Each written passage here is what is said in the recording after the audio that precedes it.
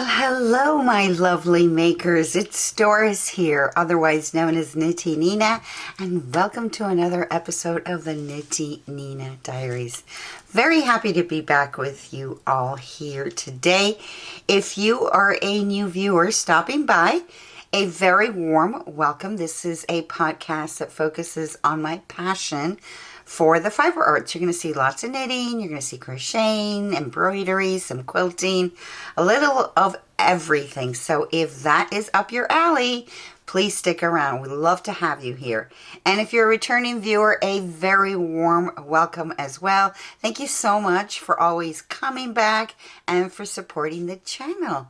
It is Labor Day weekend here in the U.S.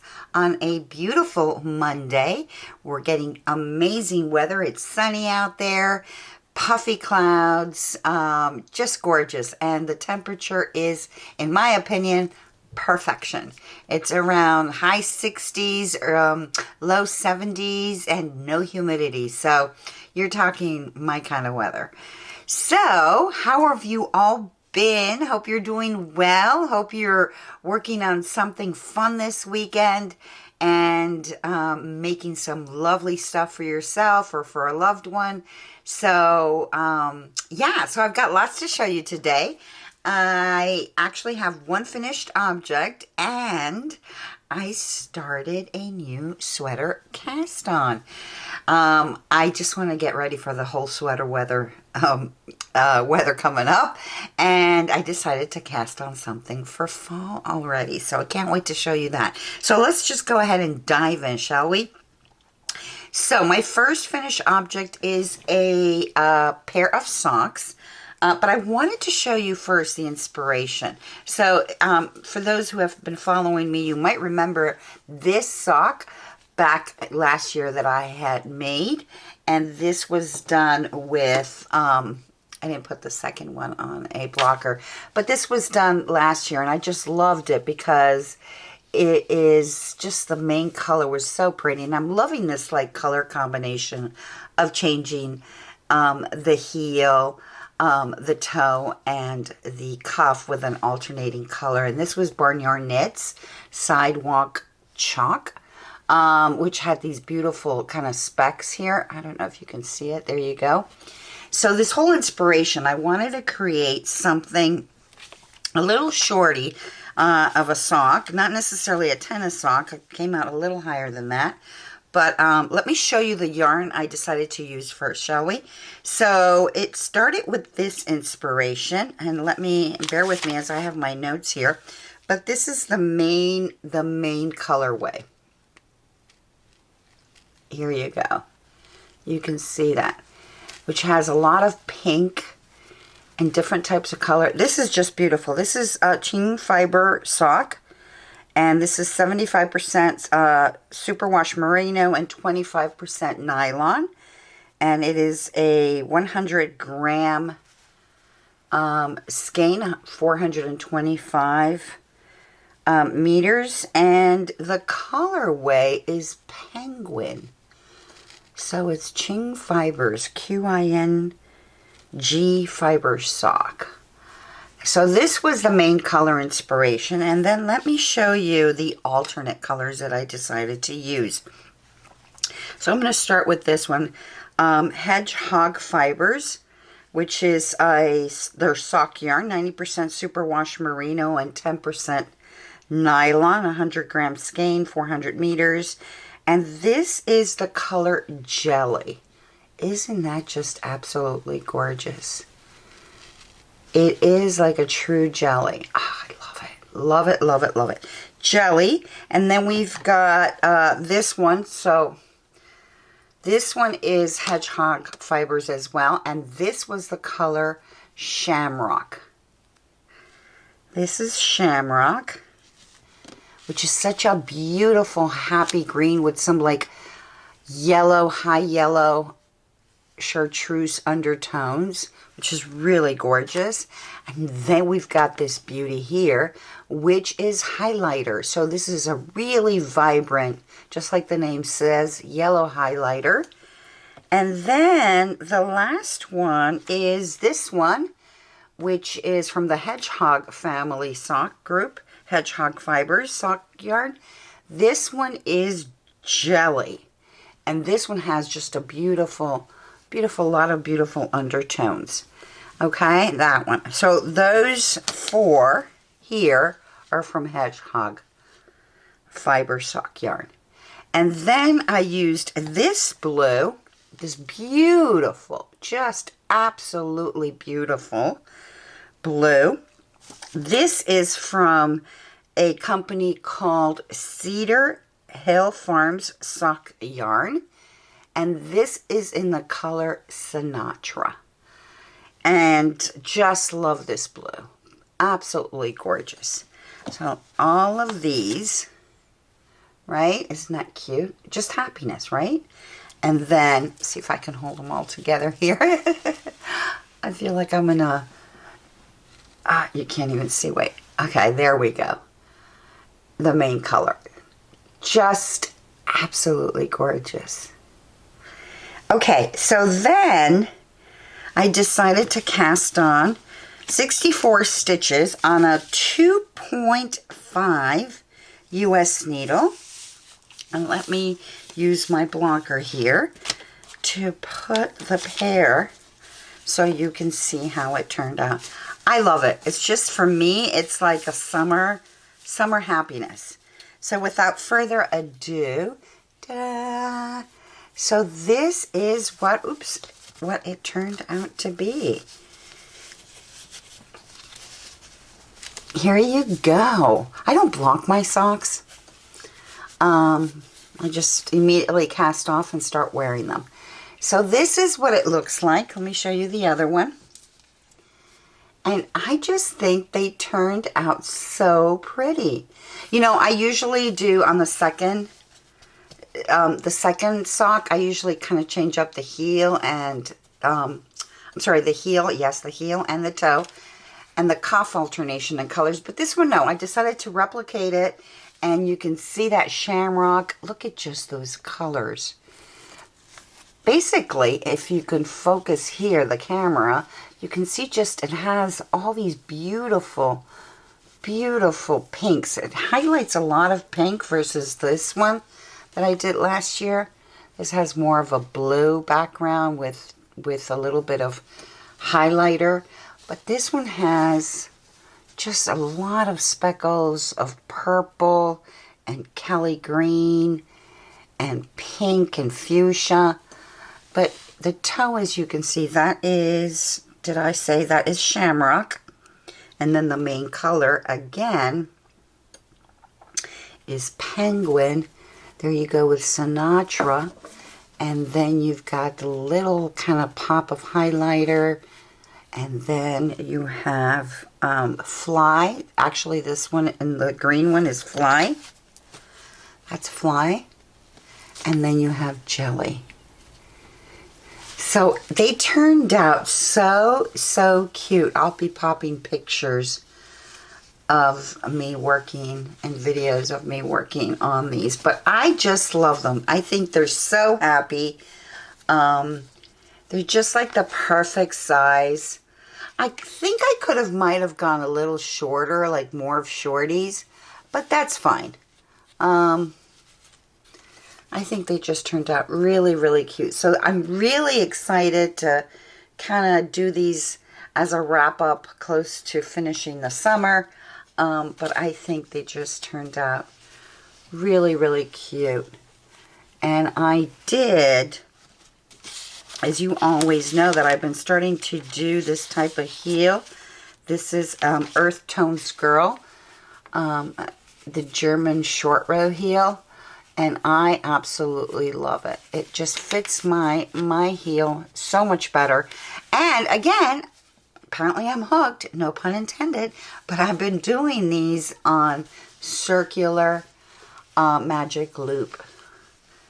And I'm very excited about it. So yeah, so I'm calling these my Summer 2024 sock shorties that were done in the month of August. So yeah, so that is that, my friends. What can I tell you more about this? I cast it 64 stitches. I put in my notes here. I didn't use a pattern. I kind of just used the vanilla sock and pattern. But I did make some notes. I did 59 stitches from the heel all the way till I got to the toe. So all of these on a 2.5 was the amount of stitches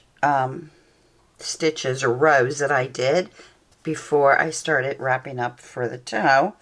And then here I just kind of eyed it, right? So I think I did maybe 10 here, 4, 6 here, and 2 on the highlighter. And it's on a rib. This is 2x2 rib. Yeah, so very thrilled about them. So then I finished casting this off, and I remember if I told you I usually do like a sock in between sweaters as a palette cleanser, if you will. So I been thinking, hey, what do I want to cast on for the fall, right? Or what is my first sweater that I want to make? And I had mentioned to you in the last episode that I had bought this beautiful, gorgeous yarn at Maryland Sheep and Wool Festival. And let me show you what that yarn is. And it's from a Pennsylvania company. Bear with me, I'm looking at my notes here. A Pennsylvania local yarn producer in Glenville, Pennsylvania. And the name is tintagelfarm.com. I'll put the information here down below. And this is the label. Before I show you the second one, I kind of stapled it to my journal here. I don't know if you can see that, but it just really, a local farmer, just had such beautiful yarn. I saw this as soon as I arrived to Maryland. And I looked at it, loved the color, and I said, you know what? Let me not start getting carried away right at the outset. Let me just walk around some booths and start looking at different types of yarn. And maybe 5 or 10 minutes in, just it kept like hitting me in my head, like, oh my gosh, I have to go back and get some of that yarn. I have to. It's so beautiful. It's a 250 yards per skein. And the colorway is Glacier. And it's 70% alpaca and 30% merino. And here you go. What a beautiful color. Absolutely gorgeous. It's just like this. It's like a blueberry. Periwinkle with a little bit of maybe lavender undertone. It's just absolutely gorgeous. So I said to myself, okay, oh, and it says here also, just so you know, this hand-dyed yarn is custom spun by Lancaster Creek Spinnery. And again, it's Tintagel Farm. And the yarn, which is so sweet, the sheep that produced this gorgeous yarn the name is, and she has it on the label, is Frank. Frank the sheep. I just loved it. Just absolutely love the color. So I'm so happy I went back. I got, I would say, 9 skeins of this. 8 or 9. I can't remember now. But I believe it's 8 or 9 skeins for a sweater. Then when I got home, I said to myself, you know what? I might want to pair this with a silk mohair. And guess what? I had and found in my stash the perfect color to go with it. So here is the yarn I'm pairing it. It's Sandisk yarn, the tin silk mohair. 57% mohair, 28% silk, and 15% wool. It's a product from Sandisk yarn, 25 grams. I was reading, yeah, no, it's 57% mohair, 28% silk, and is wool, 15% wool. And just look at that. I mean, it is gorgeous. So check it out. Don't you think that's a match made in heaven? I mean, talk about just the perfect match. So yay, I got that. So the next thing I wanted to do is immediately cast on, right? So I didn't know what pattern I wanted to make. So I said to myself, you know what? This looks like a worsted. Combined with this is going to be like a worsted. So let me go ahead and do a swatch. So here's what I did. And I actually, from here to that marker was a US 7. And then I had another marker here that fell. But the middle section here was a US 8. And the top, all the way up here, was a US 9 needle.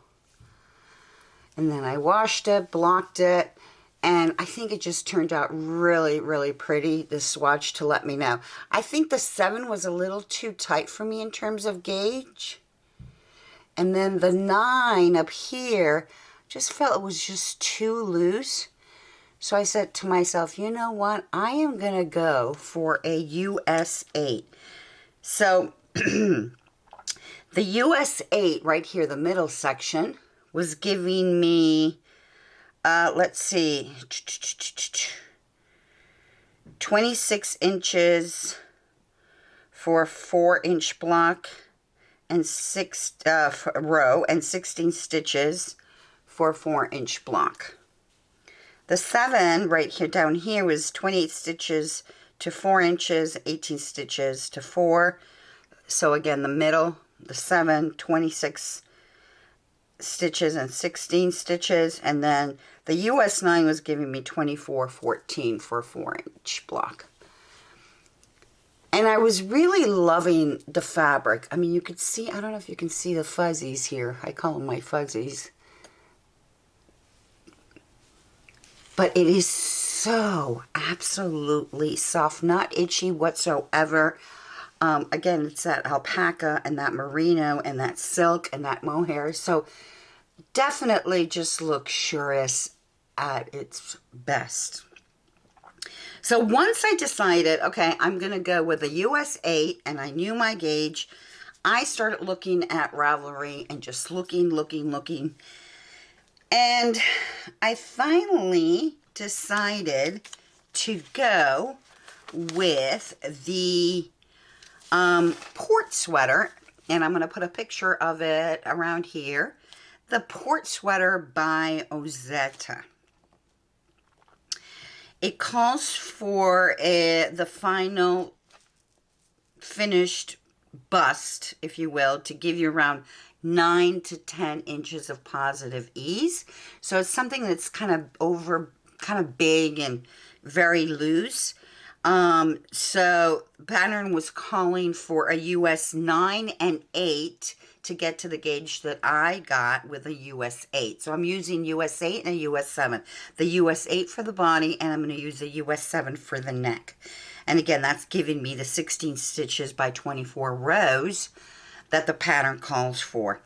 And guess what? I just went ahead and started. I just started casting on, and it is a very interesting construction, which I am absolutely loving.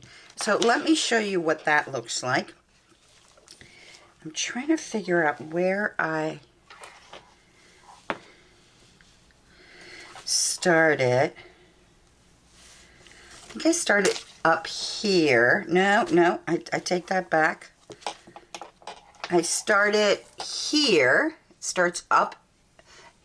Starts in the back, and then you immediately go into short row shaping. And she recommends German short rows. And let me tell you, her instructions are just extremely well written. When you're doing German short rows, in some of the patterns, it'll just say, you know, okay, here you're going to do your German short row here. In this pattern, it tells you exactly how many stitches to count before you do your short row and turn around, right? Because it's usually one stitch more in when you're doing short rows. So then you moved all the way down here, all the way to the bottom to a certain size, and then you put those stitches, as you can see, on a holder. Fabulous construction. And then you start picking up, I love it. You start picking up stitches on this side, on the left side, and on the right side to make this beautiful, seamless, I mean, you can barely tell, right? It just kind of flows. I'll show you the back of that. And it adds this kind of ribbing, which I believe is going to be here, like a drop shoulder around here. And then, so I did all that. And then so I did the left side and then the right side. And then I connected the right to the left side. And that's my first row here connected. Now it's going to ask me to continue. But it is, I just think I love this color. I don't know about you, but I love it. I just think it's so pretty. This is the back. The back, I mean the inside, the wrong side of the fabric. And because it's a US 8, I think it's, you know, kind of flying off the needles. You know, I'm so used to doing US 6, US 4 for sweaters, and just, you know, that whole US, I would say 7 and above, allows you to kind of fly a little faster when it comes to sweater making. But I'm just absolutely loving it. So that is where I am at with my port sweater from Ozetta. And I just can't wait. Hopefully I can get this done by the end of September. And then just have it ready to go in October and start wearing it once it gets, you know, chilly enough to do so. So yeah, so that is that. And that's all actually I have for you guys today. I just wanted to pop in here, show you some of my progress in the last month, and hopefully get your creative juices all excited to start casting on something for the fall, and maybe wrap up your summer projects. But again, it's just, you know, happiness when you look and feel the beautiful yarn, you look at the colors, you make these combinations, you start thinking of the sweater or the pattern you want to make. It's just all that excitement, right? Building up, and just enjoying the process, right? Because that's so important too. Enjoying the process. Every stitch has love, has some sort of meditation, and you know, you're looking forward to the anticipation of a final product that you can wear with love and pride. This one is going to be for me. I'm not going to give this one away, but I always say that, and then suddenly I wear it maybe once, and then somebody says, "Can I have it?" but yeah, so that is that, and I was housing that as always in my project bag here that I had shown you the last time I made, which is with my, I just love this bag. With my Japanese fabric of kitty cats doing laundry.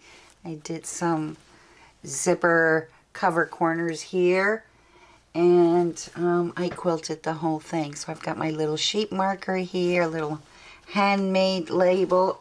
I don't know if it's focusing, and this beautiful, beautiful blue leather handle. So that's where I'm housing my Ozetta. So, my friends, that is all I have for you. I wanted to pop in. This is a short episode, a quick stopping by to say hello and to thank you again, everyone, for always supporting me, for coming back to the channel. I just really appreciate all your love and support. And as always, I look so forward to reading your comments. So please let me know what you're working on. What are you wrapping up for the summer? What do you have like around the corner that you're thinking might be a great fall cast on? Let me know all about it. Let me know how you're doing. I truly enjoy reading each one of your comments, and I always make sure to reply to each one of them. So, my dear friends, that is all for today. Again, thank you so much, and until next time, happy making. Talk to you all soon. Ciao, everyone. Bye.